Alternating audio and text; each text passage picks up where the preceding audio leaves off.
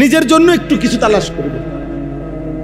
মৃত্যু পথযাত্রী যে মৃত্যুর মুখে শেষ পর্যন্ত সে আর সব ভুলে যায়, নিজেকে বাঁচাইতে চায়, নিজেকে বাঁচাইতে চায়।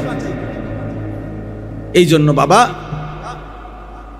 আমরা প্রত্যেকেই আপনাদের কাছে বললাম, যারাই মনোযোগ দিয়ে শুনছেন, এটা মনে রাখতে হবে, আমার নিজের পরিবর্তন দরকার।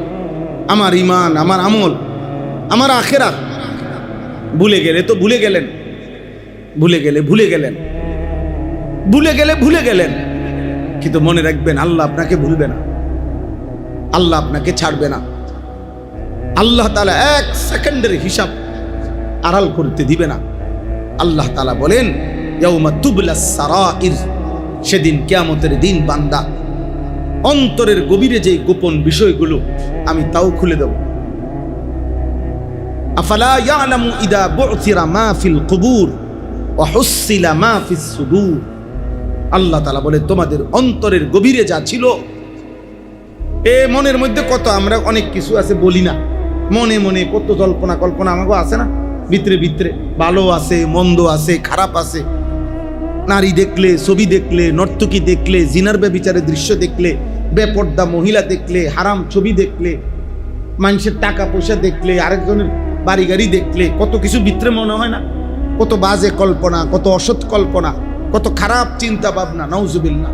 আল্লাহ তাআলা বলে, বান্দা সেদিন কিয়ামতের দিন অন্তরের এই কল্পনাগুলো কাগজের পৃষ্ঠার মতো আমি তোমার সামনে খুলে ধরব,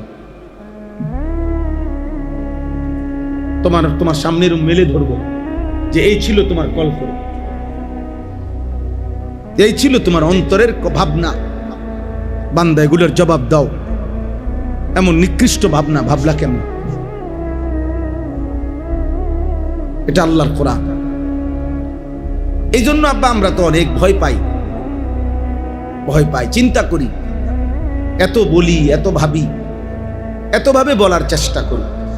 ছেলে পেলেদের এমন হালাত যে টোটালি মনে হয় যেন পৃথিবীতে আসে না আসমানে আসে, মাটিতে আসে না জঙ্গলে আসে, জানে না সমুদ্রে ভাসতেছে নাকি জঙ্গলে, কিছুই জানে না। কি করে খায় দায়, ঘুম যায়, চুল ফিরায়, প্যান্ট পরে, জামা পরে, প্যান্ট, নারী, ছবি, মোবাইল, খেলাধুলা, তামাশা, উল্লাস, চিৎকার। কোথায় ব্রাজিল, কোথায় বাংলাদেশ, কোথায় আর্জেন্টিনা, কোথায় বাংলাদেশ? কে চিনে কারে, কার দরকার কারে? বাংলাদেশের আমাদের জীবন চলার জন্য ব্রাজিলের কি দরকার? ব্রাজিলের চলার জন্য আমগো কি দরকার? আর্জেন্টিনার আমগো কি দরকার? বলে, ওরা তো আমাদের কথা কয়দিন মনে করছে। আমাদের এই ছোট্ট দেশে আমরাই তো নিজেদের সমস্যার সমাধানই তো করতে পারি। কত লক্ষ লক্ষ কোটি কোটি টাকা। কালকে রাত্রে আমি এই হবিগঞ্জ থেকে মাহফিল থেকে যখন আসতেছি, ব্রাহ্মণবাড়িয়া সরাইলের একটু পরে, অন্ধকার রাত, রাতের মনে 1টা 2টা কয়টা বাজে যেন, 1টা বাজে খুব সম্ভব, দেখছি আপনার খেলা দেখতেছে পুরা দমে। রাস্তার পাশে বড় টেলিভিশন দিয়ে অনেক মানুষ। আহা, এদের ঘুম কোথায়? এদের মা কে, এদের বাবা কে, এদের অভিভাবক কে? অথচ এই নাফরমানকে 365 দিনে, খোদার 1 বছরে মুয়াজ্জিন এই বেঈমান রে কোনোদিন ফজরের নামাজে 365 দিনেও আজান দিয়া এই নাফরমান রে একদিনও উঠাইতে পারে না। এত বড় নিকৃষ্ট নাফরমান। আজ এই নাফরমান রাত 2টা বাজেও সজাগ, রাতের 4টা বাজেও সে ঘুম নাই চোখে।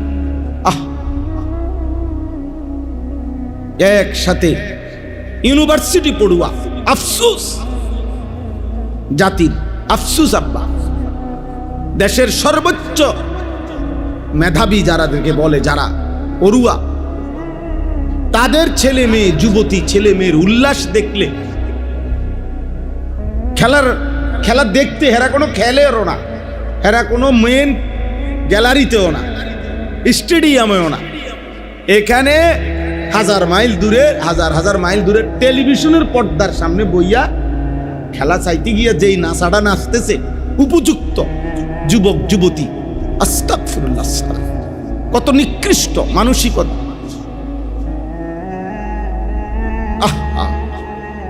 মানে আত্মভোলা। আমরা এমন এক জাতি হয়ে যাচ্ছি যে জাতি অন্যের কথা অনেক ভাবি, নিজের কথা মোটেই ভাবি। আপন ভোলা, আত্মভোলা। আমার কি হবে, আমার কি হবে, আমার কি হবে। কোরআনুল কারীমের মধ্যে যখন আয়াত নাজিল হয়েছে ওয়াকুদুহান নাস ওয়াল হিজারা, জাহান্নামের আগুনের মধ্যে লাকড়ির মতো ফেলা হবে মানুষ এবং জিন, পাথর। তাফসীরের মধ্যে আছে হযরত সালমান, একজন সাহাবী সালমান ফারসি রাদিয়াল্লাহু তাআলা আনহু, একটানা 3 দিন 5 ওয়াক্ত নামাজের অতিরিক্ত শুধুই কানছে আর কানছে, চোখের পানি ফেলে কানছে। এই কথাইটা বারবার বলতেছিলেন আর বলতেছিলেন, হায় জাহান্নামের লাকড়ি হবে মানুষ, আর সেটা যদি হই আমি সালমান, আমার কি হবে, আমার কি হবে, আমার। এই কথাইটা উনি 3 দিন টানা বলে কানতেছিলেন আর চোখের পানি ফেলতেছিলেন। 3 দিন পরে নবীজি তাকে ডাকছে, সাহাবাদের থেকে শুনছে যে সালমানের কান্নাই থামে না, সালমান শুধু কাঁদে আর কাঁদে। নবীজি বলছে, ওরে আমার কাছে নিয়ে আস। নবীজির কাছে আনার পরে নবী সাল্লাল্লাহু আলাইহি সাল্লাম জিজ্ঞেস করছে, সালমান কি হলো, আজ 3 দিন নাকি তুমি কাঁদতেছো সাহাবী? হযরত সালমান বলছে, ইয়া রাসূলুল্লাহ, আল্লাহ বলছেন জাহান্নামের আগুনের লাকড়ি হবে মানুষ, আর সে যদি হই আমি, আমার কি হবে, আমার কি। এই ভয় আমার এমন ধরছে ইয়া রাসূলুল্লাহ, আমার এই ভয়ই যাচ্ছে না, আমার চোখের পানি থামতেছে না। এই তখন আল্লাহ নবী সাল্লাল্লাহু আলাইহি সাল্লাম বললেন, সালমান, আমি ওয়াদা দিলাম জান্নাত তোমার জন্য অপেক্ষা করছে। তুমি আমার কলিজার টুকরা সাহাবী সালমান, জান্নাত তোমার জন্য অপেক্ষা করছে। এজন্য শুধু ওয়াজ না ভাইয়া, শুধু ওয়াজ না, শুধু বক্তাগিরি না, বরং এ কথা ভাবানো উদ্দেশ্য তুমি আমি কি করছো ভাই। চাচা 60 বছর তো শেষ, হিসাব কি মিলাইছে? হাসিবু ক্বাবলা আন তুহাসাবু। নবী সাল্লাল্লাহু আলাইহি সাল্লাম বলছেন, সাহাবায়ে কেরাম বলছেন, আল্লাহর বান্দাগণ, ফেরেশতা তোমার হিসাব করার আগে তোমার হিসাব তুমি করো, তোমার হিসাব তুমি করো। হ্যাঁ, তুমি হিসাব। আল্লাহ নবী সাল্লাল্লাহু আলাইহি ওয়াসাল্লাম বারবার সাহাবীকে এই নসিহত করছে যে সাহাবী, নিজের দিকে খেয়াল করো, নিজের দিকে খেয়াল করো, নিজের দিকে খেয়াল করো। এক সাহাবী জিজ্ঞেস করছেন, ইয়া রাসূলুল্লাহ সাল্লাল্লাহু আলাইহি সাল্লাম, আমাকে একটা মজবুত কথা বলে দেন, যে কথা আমি এমন ভাবে স্মরণ করব, মানব, যে আমার আর মৃত্যু পর্যন্ত পথহারা হব না। তখন আল্লাহ নবী বলেন, কুল আমানতু বিল্লাহ সুম্মা ইসতাকিম। তুমি শুধু বলো যে আমি আল্লাহকে মেনে নিলাম, এবার এ কথার উপরে একদম টাইট করে জমে মজবুত হয়ে থাকে। ভাই, পৃথিবীর যে যাই বলেন, 1 কোটি না 100 কোটি মানুষও যদি বলেন, আর আমি যদি বুঝি যে এটা আমার আল্লাহর খেলাফ, আমি নাই না। আল্লাহ নবী এটা বুঝাইতে চাইছে, আর মানে তুমি কও যে আমি আল্লাহর কথা মানলাম, আমি নবীর কথা মানলাম, এবারে যদি এর বিপরীতে 800 কোটি মানুষও যুক্তি দেয়, বুদ্ধি দেয়, পরামর্শ দেয়, তোমারে ধাক্কা দেয়, তুমি জাগার দ্বারা। अगर चे बुत है जमात की आस्तीनों में, मुझे है हुक्म खुदा ला इलाहा इल्लाल्लाह। এটার অর্থ হলো, ইব্রাহিম আলাইহিস সালাম বলছিলেন, ইব্রাহিম নবী, ওনার ঈমান কেমন ছিল? ইব্রাহিম আলাইহিস সালাম বলছেন, আব্বা আপনি, মা আপনি, আমার আত্মীয় স্বজন এলাকাবাসী আপনারা, নমরুদ আপনি, গোটা দেশবাসী, তোমরা সবাই, আমার এই সমস্ত মানুষ প্রত্যেকের হাতে হাতে যদি মূর্তি থাকে, আর এর মাঝখানে যদি আমারে দাঁড় করান, আমি একা ইব্রাহিম একাই বলবো লা ইলাহা ইল্লাল্লাহ, আমি আল্লাহ ছাড়া কাউরে মানি। হোক আমার আব্বা, হোক আমার মা, হোক আমার গ্রামবাসী, হোক বাদশাহ, হোক জনগণ, আমি মানি কারে? এইটা বুঝাইছেন ইব্রাহিম। ওয়া আতাজিলুকুম ওয়া মা তাদউনা মিন দুনিল্লাহ ওয়া আদউ রাব্বি বলছেন আমি, হে আমার জাতি, আমি তোমাদের সকলকে ত্যাগ করলাম, আত্মীয় অনাত্মীয়, বাবা মা স্বজন, পরিচিত অপরিচিত, শাসক জনগণ, রাষ্ট্রপ্রধান জনগণ, সবাইরে ত্যাগ করবে। আদউ রাব্বি, আমি একাই শুধু আমার আল্লাহকে ডাক দিলাম। কাকে? আল্লাহকে ডাক দিলাম। এই জন্য ইমানের মজবুতি, আল্লাহকে নিয়ে থাকা একটু কষ্টকর, বাকি শুরু করলে, হিম্মত করলে সহজ। 5 ওয়াক্ত নামাজ পড়া একদম ইজি ব্যাপার। আলহামদুলিল্লাহ, আল্লাহর দয়ায়, আল্লাহর দয়ায়, আল্লাহর দয়ায় আমরা বছরের পর বছর সাংসারিক সব কিছু, খানা, খাদ্য, স্ত্রী, সংসার, ছেলে মেয়ে, হাসি, আনন্দ, দালান, বিল্ডিং, উপার্জন, বন্ধু বান্ধব, আড্ডা, হাসি, সব কিছু ঠিক থাকা অবস্থাতেও 5 ওয়াক্ত নামাজ পড়তে কোনো অসুবিধা হচ্ছে না, কোনো সমস্যা নাই বেটা, এক বিন্দু কোনো অসুবিধা নাই বেটা। মূলত অপদার্থ মানুষ যারা, অক্ষম, দজভঙ্গ, আকামলা, ওই বেনামাজি, মূলত এই কামলা, আরে এই আকামলারে দিয়ে আসলে কিছু হইতো না। হে মনে করছে ভাত খাওয়ান আর ভাত মানে যাও, জীবন মানে হইলো একখান দিয়া ইনকাম আর একখান দিয়া খরচ, বুঝেন না? একদিক দিয়ে খায়, ওই দিক দিয়ে ভাত খাবে, এই জানোয়ারের মতো, হাইওয়ানের মতো, দুই চাহিদা পূরণ করে জানোয়ার, পেটের চাহিদা, লজ্জাস্থানের চাহিদা। এই মানুষরূপী জানোয়ারও এই দুই চাহিদা পূরণ, পেটের চাহিদা আরটা কি? লজ্জাস্থানের চাহিদা। নাটক দেখে কেন? লজ্জাস্থানের চাহিদা। সিনেমা দেখে কেন? ওই যে বেডি নাচে দেখে, আর বেডি নাচলে লজ্জাস্থানের চাহিদা ভাল লাগে, বুঝেন না? মোবাইলে নর্তকী দেখে কেন? এত কম বয়সী ছেলে পেলে 24 ঘন্টা মোবাইল দিয়ে করে কি? মহিলা দেখে, নারী দেখে, নর্তকী দেখে কেন? লজ্জাস্থানের চাহিদা। আর হলো উপার্জন, এই হারাম, সুদ, ঘুষ, কিস্তি, লোন, ওজনে কম দেওয়া, ঠকবাজি, দুর্নীতি, চুরি, ডাকাতি, চাঁদাবাজি, রাহাজানি, হ্যাঁ, জনগণের সম্পদ, রাষ্ট্রের সম্পদ, ঘরের সম্পদ, প্রতিবেশীর হক, বোনের হক, মার হক, ভাইয়ের হক, চাচার হক, কুকুর হক, সব মাইরা খায় কেন? পেটের জন্য। পেটের জন্য না? তাহলে এই দুই চাহিদা, জানোয়ারের চাহিদা, পেটের চাহিদা, লজ্জাস্থানের চাহিদা। শুধু এতটুকুই যার জীবন, তার জীবন আর জানোয়ারের জীবনে পার্থক্য নেই। মানুষের জীবন হলো আল্লাহর সাথে যার সম্পর্ক, আল্লাহর সাথে যার সম্পর্ক। আর আল্লাহর সাথে সম্পর্ক করিলে দুনিয়া কিচ্ছুই অভাব হয় না। দুনিয়া তো আল্লাহরই, দুনিয়া আল্লাহর না অন্য কারো? তো তাইলে অহুয়াল্লাযী খালাকাস সামাওয়াতি ওয়াল আরদ, আল্লাহই আসমান ও জমিন সৃষ্টি করেছে। ওমা মিন দাব্বাতিন ফিল আরদি ইল্লা আলাল্লাহি রিজকুহা, আল্লাহ বলেন সকলের রিজিকের দায়িত্ব আমি আল্লাহই নিলাম, আমি দেব রিজিক, সব আমি দেব বান্দা। এই জন্য প্রিয় ভাই আমার, ইমানের মজবুতি চাই, আল্লাহর সাথে সম্পর্ক, আখিরাতের সাথে সম্পর্ক, এটাই দরকার। বাবাদেরকে বলি, ছোট ভাই তোমাদেরকে বলি, গুনার জিন্দেগি ছেড়ে দাও আব্বা। বয়স্ক যারা, এখানে 2 শ্রেণীর মানুষ, এক শ্রেণী হলো সিঙ্গেল, আর এক শ্রেণী হলো অভিভাবক পর্যায়ে, যাদের বিবাহিত সংসার আছে, বউ বাচ্চা আছে।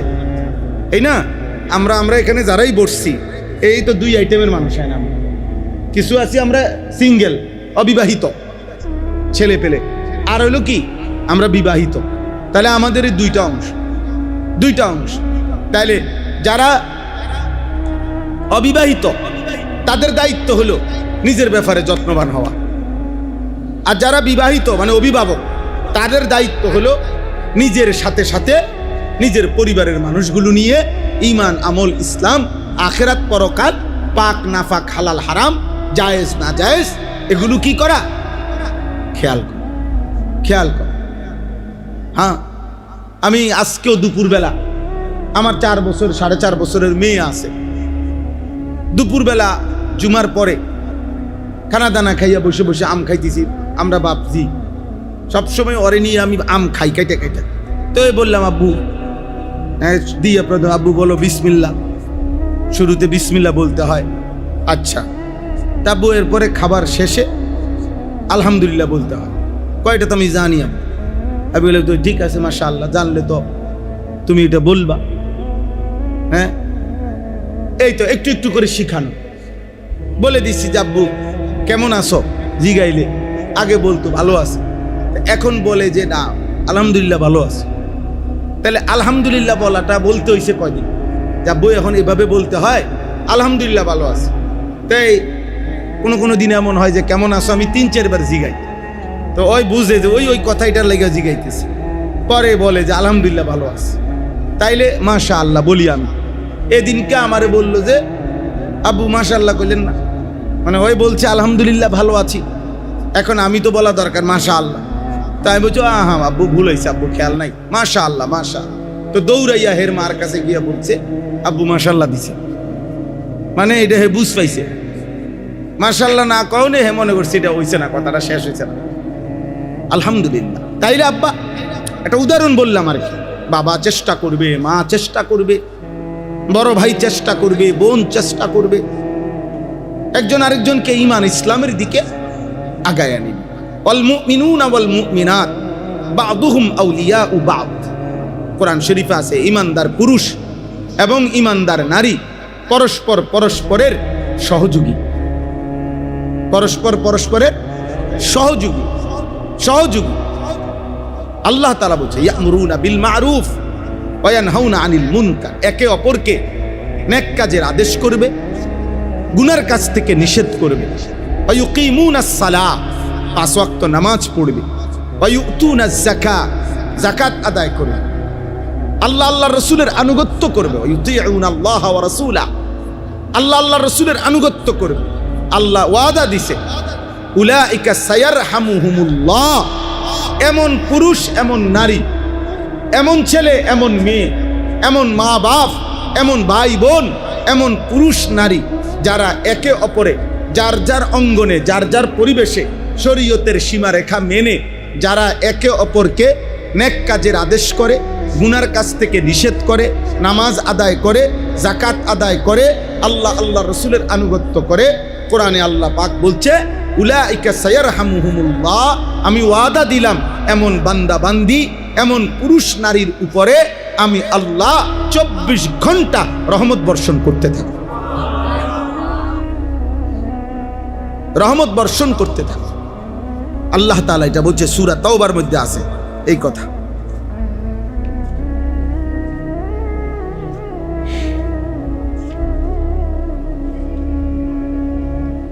এই যে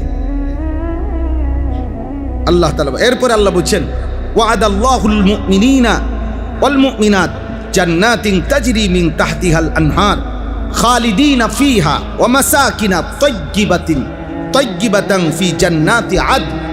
এমন ইমানদার পুরুষ এবং নারীকে ঝর্ণাধারা বেষ্টিত জান্নাতে আমি থাকতে দেব এবং জান্নাতে আদনের মধ্যে সর্ব উৎকৃষ্ট বাসস্থান তাদের বসবাসের জন্য দেব। এরপরে আল্লাহ বলেন এটা তো দেবই দেব, জান্নাত দেব, ঘর দেব, সুন্দর সুন্দর ফল ফলাদি দেব, অনেক সুন্দর থাকার জায়গা দেব। এইটি সব দিয়া আল্লাহ কি চমৎকার কথা বলছেন। মালিক আল্লাহ তাআলা বলছে শেষ মেন কথা হইল আমি আমার সন্তুষ্টি, চির শান্তি, আমার চিরদিনের জন্য সন্তুষ্টি, আমার রিদওয়ান মানে আমি আল্লাহর সন্তুষ্টি আমার ওই বান্দা বান্দিকে দান করব। আমি বলে দেব জান্নাতি বান্দা বান্দিকে আর কোনোদিন আমি তোমাদের প্রতি রাগ করব না, আর কোনোদিন তোমাদের কাছে আমি হিসাব চাইব না, আর কোনোদিন আমি তোমাদেরকে কষ্টে ফেলবো না, আর কোনোদিন রোদ লাগবে না, আর কোনোদিন গরম লাগবে না, আর কোনোদিন ঠান্ডা লাগবে না, আর কোনোদিন পেরেশানি হবে না, আর কোনোদিন অসুস্থ হবে না, আর কোনোদিন ঘাম ঝরবে না, আর কোনোদিন পেশাব পায়খানার বেগ হবে না, আর কোনো পেরেশানি করব না। আমি আল্লাহ আমার চির সন্তুষ্টি তোমাদের জন্য ঘোষণা দিলাম। ওয়ারিদওয়ানুম মিনাল্লাহি আকবার। আল্লাহ বলেন আমার সন্তুষ্টি এটাই হবে সেদিন আমার ওই বান্দা বান্দির জন্য, ওই পুরুষ নারীর জন্য সর্বশ্রেষ্ঠ পাওয়া। সর্বশ্রেষ্ঠ পাপ, যে আমার আল্লাহ আমার প্রতি খুশি হয়ে গেছে, আমার আল্লাহ আমার প্রতি খুশি হয়ে গেছে, খুশি হয়ে গেছে। এজন্য দোস্ত চলেন, এতটুকুই কথা। এই আয়াত এটা পড়ছি মূলত ওই ভাই যে গজল গইছে নাশিদ, এইটার কারণে পড়ছি। এই একটা আয়াত যেটা আমি পড়ছি 28 নম্বর পারা 66 নম্বর সূরা, সূরায়ে তাহরিম সূরাটার নাম। এই সূরার 11 নম্বর আয়াত। আল্লাহ তাআলা গোটা পৃথিবীর সমস্ত ঈমানদার, সর্বযুগের মুমিন, নবীর জামানায়, এখনকার জামানায়, কিয়ামত পর্যন্ত পৃথিবীর সমস্ত ঈমানদার পুরুষ নারী, এক কথায় যে মুমিন, তার জন্য ঈমান রক্ষার ক্ষেত্রে, আল্লাহর ভালোবাসার ক্ষেত্রে, ঈমানের মজবুতির ক্ষেত্রে আল্লাহ তাআলা একটা উদাহরণ পেশ করছেন। আল্লাহ বলছে, পৃথিবীর সমস্ত মুমিন, কিয়ামত পর্যন্ত তোমরা যারা ঈমানদার হবা, ঈমানের সংরক্ষণে, আল্লাহর ভালোবাসায়, আমি আল্লাহ তাআলা তোমাদের সবার সামনে কিয়ামত পর্যন্তের জন্য একজন নারীর উদাহরণ দিয়ে রাখলাম। এই নারীর ঈমানের গল্প শুনবা, এই নারীর ঈমানের কষ্ট শুনবা, এই নারীর ঈমানের জন্য, আল্লাহর ভালোবাসার জন্য তার কোরবানিটা কি ছিল, এটা তোমরা শুনবা, জানবা। আর ওই রকম মজবুত ঈমান, আল্লাহর ভালোবাসা তোমরা নিজের জীবনে গ্রহণ করার চেষ্টা করবা। একজন নারী, এটা মহিলা মাদ্রাসা, বালিকা মাদ্রাসা থেকে বললাম, নারী যদি নেককার হয়, নারী অনেক দামি। নারী যদি চরিত্রবান হয়, অনেক দামি।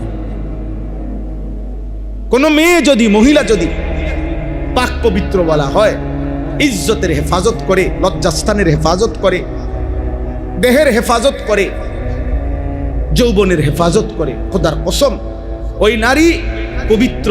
নারীর বরকতে আল্লাহ কোরআনে বলছে, ইন্নামা ইউরিদুল্লাহু লিইউযহিবা আনকুমুর রিজসা আহলাল বাইত। আল্লাহ বলেন, আমি ওয়াদা দিলাম, নেককার, চরিত্রবান, পর্দানশীল, নামাজি, ঈমানদার নারীর বরকতে তোমাদের পুরুষদের সকলের ঘর আমি পবিত্র করে দেব। ওই ঘর পবিত্র হয় যে ঘরের নারী পবিত্র। বেডি খারাপ, ওই ঘর টাইলসের উপরে দিয়ে যদি আবার আস্তর করেন, কাম হইত না। বেডি অসৎ, বেডি যদি 2 নম্বর হয় তো শেষ। যার বউ, যার ঘরের মহিলা অসৎ, তার জীবন দুনিয়াতেই জাহান্নাম, তার জীবন শেষ। এটা এই জন্য তো আমরা বেশি ভয় করি। আমরা যে সমস্ত পোলাপাইন দিন রাত নারী দেখে, ছবি দেখে, মোবাইলের অশ্লীল দৃশ্য দেখে, নর্তকী দেখে, আহা বা, তোর কপালে যদি এরকম একটা মহিলা পরবর্তীতে বিয়ের বউ হিসেবে জোটে, তো বুঝবা কয় দিনে মার যায়, সর্বোচ্চ 20 থেকে 22 দিনে। যদি এখন তো খুব মজা লাগতেছে, এখন মোবাইলের নর্তকী তো খুব মনে হয় যেই হাসি, সেদিন বুঝবা চরিত্রহীন নারী যদি তোমার কপালে জোটে, গড়ে আইয়ে, তো বুঝবা কয়দিনে মাস যায়, কয়দিনে সপ্তাহ যায়। দুনিয়া এরকম হাজার হাজার মানুষ আমাদের জীবনে আমরা দেখি। আমরা তো হুজুর, আমরা তো ওয়াজ করার কারণে বহু মানুষ আমগরে ভালোবাসে, কত মানুষের কত দুঃখের। কালকেও এক ভাই আমারে এরকম জড়াইয়া ধরে বলতেছে, হাতে ধরে, হুজুর পারিবারিক বন্ধন, পারিবারিক স্বামী স্ত্রীর পবিত্রতা, চরিত্র এদের জন্য ভালো থাকে, এই নিয়ে আরেকটু ওয়াজ করে। আমি আজকে কিতাব নিছি গাড়ি, যে ঠিক আছে ভাই, আমি আরো একটু পড়ি, আপনার বলমু। মানে আমগো বয়ান যেহেতু ওই যে ছেলেরা রেকর্ড করে, তো এগুলো তো আবার দেয় না, তো এখানে শ্রোতা না থাকুক, সারা দেশ থেকেই তো কোনো না কোনোভাবে কি করে শুনে।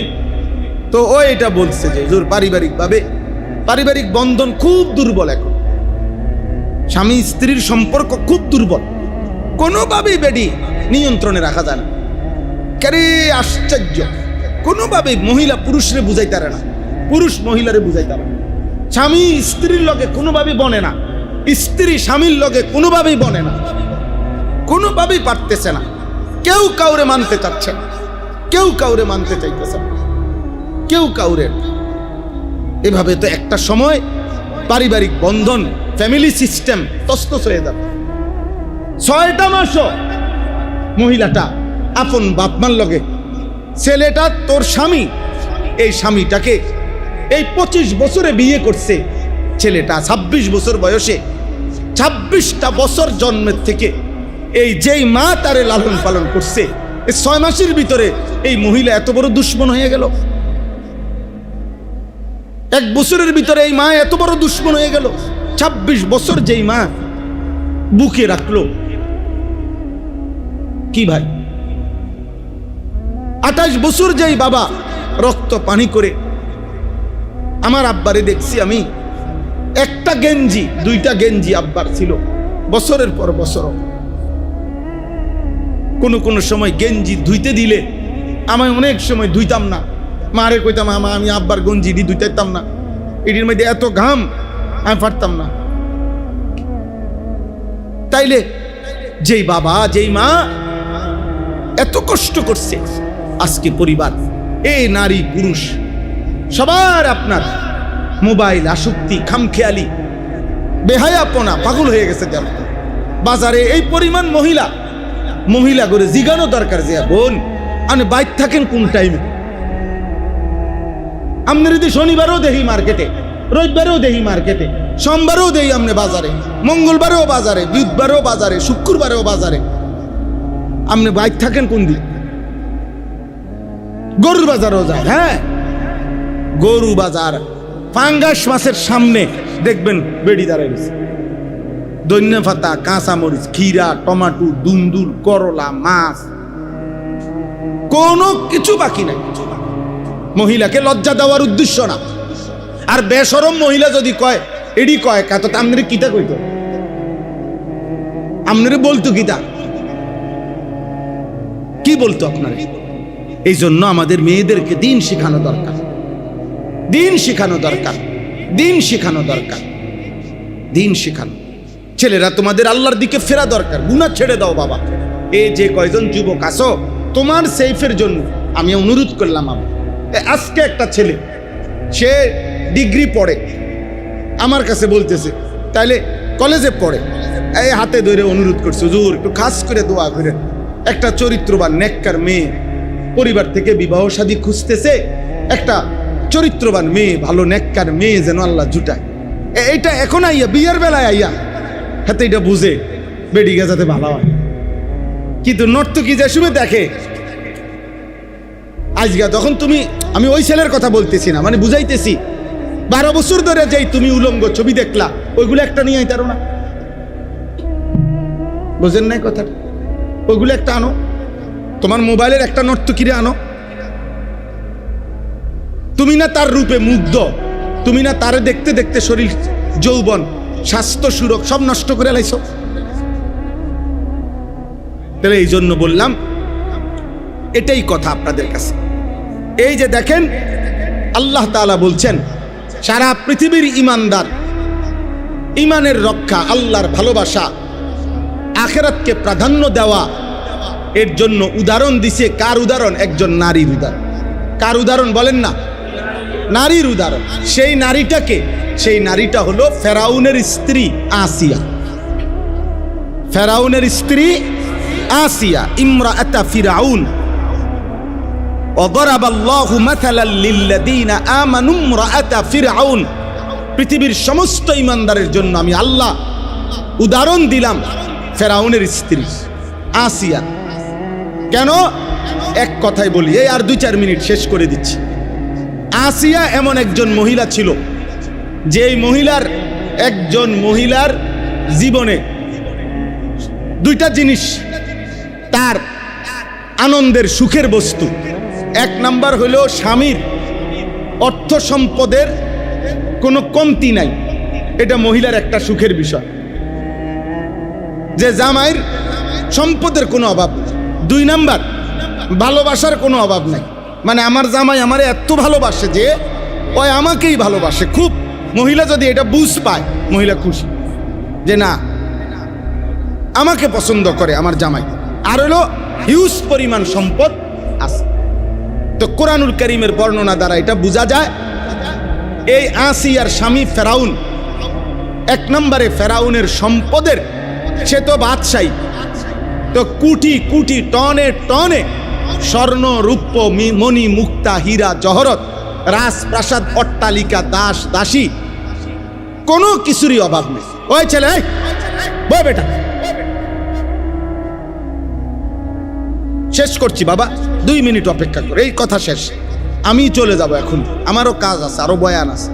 তাইলে বলার উদ্দেশ্য হলো এই হলো 1 নাম্বার, ফেরাউনের কোনো কিছুর অভাব ছিল না। তাহলে আসিয়া একজন সবচেয়ে বড় সম্পদশালী, পয়সাওয়ালা, মালওয়ালা, ক্ষমতাওয়ালা স্ত্রী। 2 নাম্বার, কোরআনুল কারীমের মধ্যে আছে ওই মূসা আলাইহিস সালামের মা যখন বাক্সবন্দি করে ছোট্টবেলা নদীতে ভাসায় দিছে, তখন ফেরাউনের ঘাটে আইসা ভিড়ছে এই বাক্সটা যখন উঠাইছে তো খুলে দেখছে একটা ছোট বাচ্চা।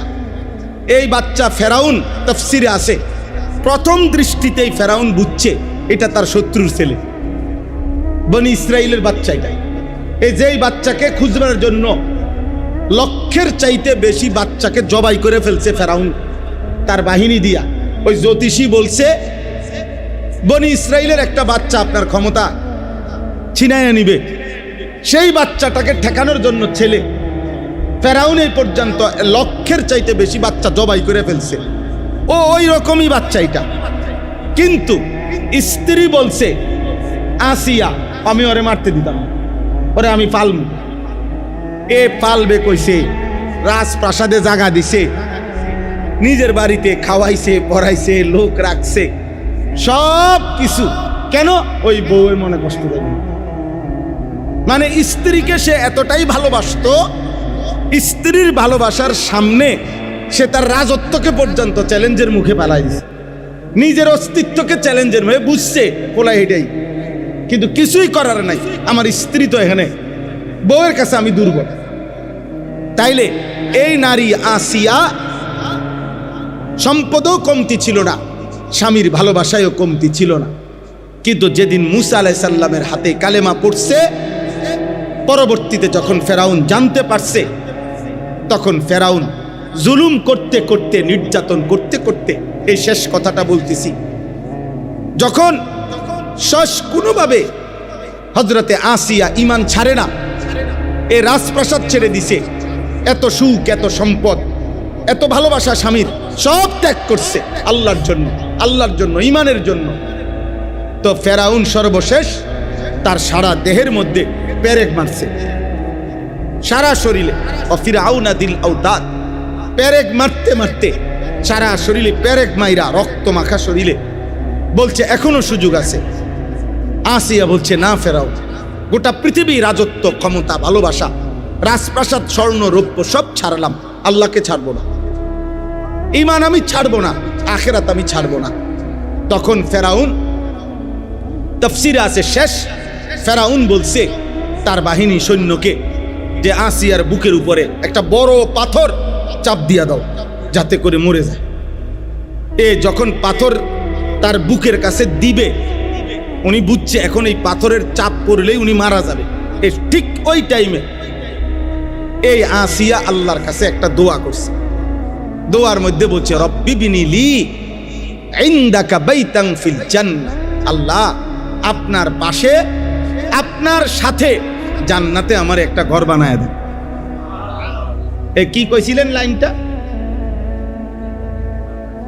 হ্যাঁ, মালিক তুমি জান্নাতে তোমার পাশে একটা ঘর কি করে দিও, বানিয়ে দিও। এই দোয়াই, এইটাই আসিয়ার দোয়া,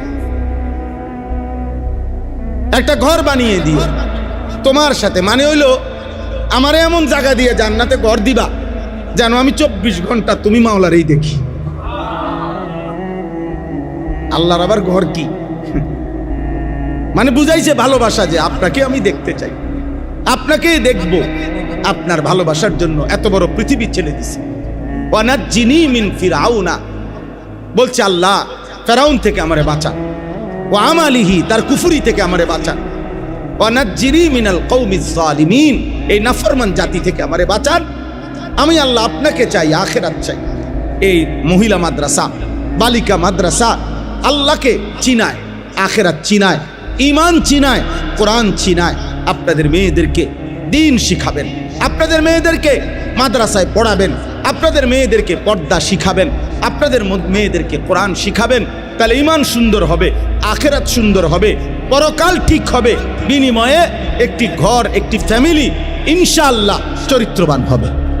আল্লাহ তাআলা তৌফিক দেন, আল্লাহ তাআলা কবুল করেন। আল্লাহর কথা খুব মনোযোগ দিয়ে শুনতে হবে, একদম মনোযোগ। আমার জন্য শুনেন, নিজের জন্য। ওকে দেখবে না দেখবে, কারে দেখাইবেন পরে গিয়া, কি দেখাইবেন, বাদ দেন এগুলো খাল্লি বাল্লি। আমি জাহান্নামী হলে বাকি সব মানুষ বাইচা গেলে আমার কি লাভ? হ্যাঁ, তাইলে হাসরের ময়দানে যদি আল্লাহর নবী সাল্লাল্লাহু আলাইহি ওয়াসাল্লামকে আল্লাহ তাআলা বলে, বন্ধু সকলকে জান্নাত দিলাম একজনকে ছাড়া, আর সেই একজনের নাম যদি হয় আনিসুর রহমান, তো বাকি সবাই জান্নাতে গিয়ে আমার কি লাভ? ধরে নেন একজনকেই জাহান্নাম দিল, আর সেই একজন আমার নাম বলল, আপনার নাম বলল, তো বাকিরা সবাই মুক্তি পেলে আমার কি লাভ? এ কথা তখন বলবেননি, যে বলতে পারবেনি কেউ, যাক আমি নইলে জাহান্নামে জ্বললাম আর কি অনন্তকাল, বাকি মানুষ তো জান্নাত। তাইলে বরঞ্চ কোরআনুল কারীমের মধ্যে আছে, হাসরের ময়দানে প্রত্যেক পাপী এই জগতের সমস্ত কিছু দিয়া, স্ত্রী, ছেলে মেয়ে, মা বাবা, ভাই বোন, আত্মীয় স্বজন, এমনকি পৃথিবীর প্রথম মানুষ থেকে নিয়ে শেষ মানুষ, সকলকেও প্রয়োজনে জাহান্নামে দিয়ে হলেও নিজেকে বাঁচাইতে চাই। বলবে আল্লাহ প্রয়োজনে সকলকে জাহান্নামে দেন, শুধু একটা লোকরে বাঁচায় দেন, আর সেই একজন যেন আমি হই। ইয়াওয়াদ্দুল মুজরিমু লাউ ইয়াফতাদি মিন আযাবি ইয়াউমিইদিন বিবানি ওয়া সাহিবাতিহি ওয়া আখিহি ওয়া ফাসিলাতিহি আল্লাতী তু'বি ওয়া মান ফিল আরদি জামিআ সুম্মা ইউনজিহি। এই আয়াত। সেদিন আল্লাহ বলেন, সেদিন নাফরমান বলবে, আল্লাহ জাহান্নামের এই আযাব থেকে আমাকে বাঁচিয়ে দেন, রক্ষা করেন। বিবানিহি, আমার ছেলে মেয়ের বিনিময়ে, মানে ছেলে মেয়েদেরকে জাহান্নামে দেন, আমাকে জান্নাত দেন। অসাহিবাতিহি, আমার স্ত্রীর বিনিময়ে, স্ত্রীকে জাহান্নামে দেন, আমাকে জান্নাত দেন। ও আখিহি, আমার ভাই বোনের বিনিময়ে, ভাই বোনগুলারে জাহান্নামে দিয়ে দেন, আমারে বাঁচায় দেন। ও ফাসিলাতিহি আল্লাতী তু'বি, আমি যেই সমাজে চলতাম ফিরতাম, আমার এই আত্মীয় স্বজন, পাড়া পড়োশি, আমার এলাকা মহল্লাবাসী, সকলকে জাহান্নামে দিয়ে আমাকে বাঁচিয়ে দেন। ওয়ামান ফিল আরদি জামিআ, এই পৃথিবীর সমস্ত মানুষকে জাহান্নামে দিয়ে সুম্মা ইউনজি, শুধু আমারে বাঁচায়। আল্লাহ বলবেন, কাল্লা, কখনোই না। হে নাফরমান, কখনোই। গোটা পৃথিবীও দিতে চাইলে দিতে তো পারবা না, তুমি তো কারো মালিক না। কিন্তু এরপরেও যদি গোটা পৃথিবীও যদি আজ জাহান্নামের আগুনের বিনিময়ে গোটা পৃথিবীর সমস্ত মানুষকেও যদি তুমি দিতে চাও আমাকে, আমি নেব না, আমি তোমাকেই জাহান্নাম দেব। সুম্মা ইউনজি কাল্লা ইন্নাহা লাযা, না বান্দা, হবে না। বরং এটাই শোনো যে এটা জাহান্নামের এই ধাউ ধাউ লেলিহান অগ্নি শিখার মধ্যে তোমাকেই ফেলা। নাযাআতাল লিশাওয়া, আল্লাহ তাআলা বলেন, আর ফেলার সাথে সাথে প্রথম মিনিটেই তোমার সারা দেহের চামড়া দেহ থেকে খসে পড়বে, ফ্রাই হয়ে যাবে, বুনা। শাওয়া শব্দের অর্থ হচ্ছে বুনা, বুনা, ফ্রাই। ফ্রাই কয় না, মাছের ফ্রাই, মুরগির ফ্রাই করে, একদম ভাজা, একদম ভাজা হয়ে যায়। তাদউ মান আদবারা ওয়া তাওয়াল্লা, আল্লাহ তাআলা বলেন, নাফরমান ছুটাছুটি করতে চাইবে আগুন থেকে, আগুন টেনে টেনে ধরবে, আগুন টেনে নিয়ে আসবে, ডেকে নিয়ে আসবে, এদিকে আসো। বেঈমান এদিকে আসো, ওদিকে কই যাও? চোর এদিকে আসো, ডাকাত এদিকে আসো, জোচ্ছর, হারামখোর, পাপী, মদখোর, জিনাখোর, সেজদা নাই, বন্দিগি করো নাই, এদিকে ওদিকে যাও কেন? তাদউ মানে অর্থ হলো আগুন ডেকে ডেকে, টেনে টেনে আগুনের ভিতরে ঢুকায় ফেলে। জামা ফাআওয়া, হারাম সম্পদ যারা জমা করে রাখছে, আল্লাহ বলেন আগুন তাদেরকে ডেকে ডেকে খুঁজে খুঁজে বের করে নি। কিচ্ছু লাগবে না, ওই ভাই ওইগুলো লাগবে না, ওটা সরানোর জন্য। তাইলে আব্বা এই জন্য বললাম আমার জন্য দরকার, সবার আগে আমার মুক্তি দরকার, সবার আগে বাঁচা দরকার কে? আমি বাঁচা দরকার আগে। কু আনফুসাকুম, আল্লাহ বলছে তোমরা নিজেকে জাহান্নাম থেকে বাঁচাও। আলাইকুম আনফুসাকুম, কোরআনের আয়াত। আল্লাহ বলছে তোমরা প্রত্যেকেই নিজেকে আঁকড়িয়ে ধরো। জিভুতের লাগে করছি হুজুর, দর্জনের জিগার এই জীবনটা শেষ করে লাইছি জিভুতের লাগে। আল্লাহ নাই, রসুল নাই, হালাল হারাম, নামাজ রোজা ইবাদত বন্দিগি কিচ্ছুর খবর আসিল না হুজুর, এই জিভুতের লাগে। তো এগুলা আমার দ্বারা না কইলেন, আল্লাহর কাছে এগুলা বললে মুক্তি পেয়ে যাবেন তো, বুঝেন নাই?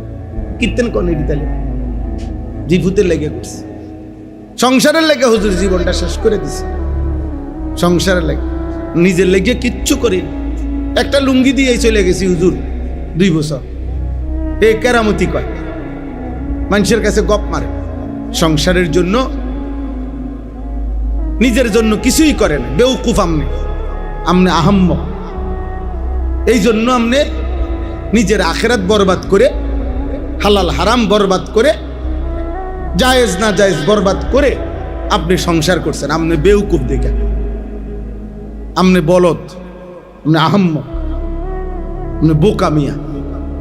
আপনার পৃথিবীর কোনো জিনে বুতেও বলে নাই যে নিজের আখেরাত, নিজের চরিত্র, নিজের হালাল হারাম নষ্ট করে, নিজের ঈমান আমল বরবাদ করে, আপন জিভুতের লাগাও, বউ বাচ্চার লাগাও সংসার করতেন। যে সুদ ঘুষ কিস্তি মিথ্যা চুরি চামারি, ওজনে কম দেওয়া, ধোকা প্রতারণা, যেমনে পারো সংসার করে যাও। এটা কোনো পাগলও আপনারে বলে নাই। আপনারে যদি কেউ বলে থাকে এটা শয়তানে বলছে, ইবলিস শয়তান, এই শয়তানে বলছে যে নিজেকে ভুলে যা। আল্লাহ বলছে নিজেকে মনে রাখ। ইয়া আইয়ুহাল্লাযীনা আমানু কু আনফুসাকুম, ইয়া আইয়ুহাল্লাযীনা আমানু আলাইকুম আনফুসাকুম, দুইটাই কোরআনের আয়াত। হে ঈমানদারগণ, নিজেকে আঁকড়িয়ে ধরো, নিজেকে জাহান্নামের আগুন থেকে বাঁচাও, নিজেকে বাঁচাও। বাকিদেরকে বাদ দিতে বলতেছি না, কিন্তু বাকিদেরকে জন্য আমি নিজেকে ভুলে গেলেন, বুঝেন নাই? অনেক মানুষ আছে না এমন, এইটা বলে তো নামাজের টাইম নেই, সংসার 60 ডালাই হুজুর, 60 ডালাইটা থুইয়া গেলে জোহরের নামাজটা, নামাজ তো কতই ফরন যাবে, কিন্তু এই ডালাইটা যদি হুজুর একটা সুরকি কম দেয়, বুঝেন নাই, 60টার ক্ষতি হয়ে যাবে। এই সংসারে ওনার জিফুত থাকবে, ওটার মধ্যে নায়নাত করে থাকবে। এই জন্য জোহরের নামাজের ওয়াক্ত চলে গেছে, আসরের ওয়াক্ত চলে গেছে, উনি কোনো নামাজই পড়ে নাই, 60 ডালাই লেগে দাঁড়াইছিল। একবারে ডালাই শেষ করিয়া এরপরে উনি ঘরে ঢুকছে। বাপরে, আপনি বিরাট, আপনার মতো বুদ্ধিমান কি আর বাজারে ওঠে? এমন বেউকুফ কি আর বাজারে ওঠে? গোশত কোবাইতে গিয়া, কোরবানির হাড্ডি কোবাইতে গিয়া 2-4 ওয়াক্ত নামাজ নাই,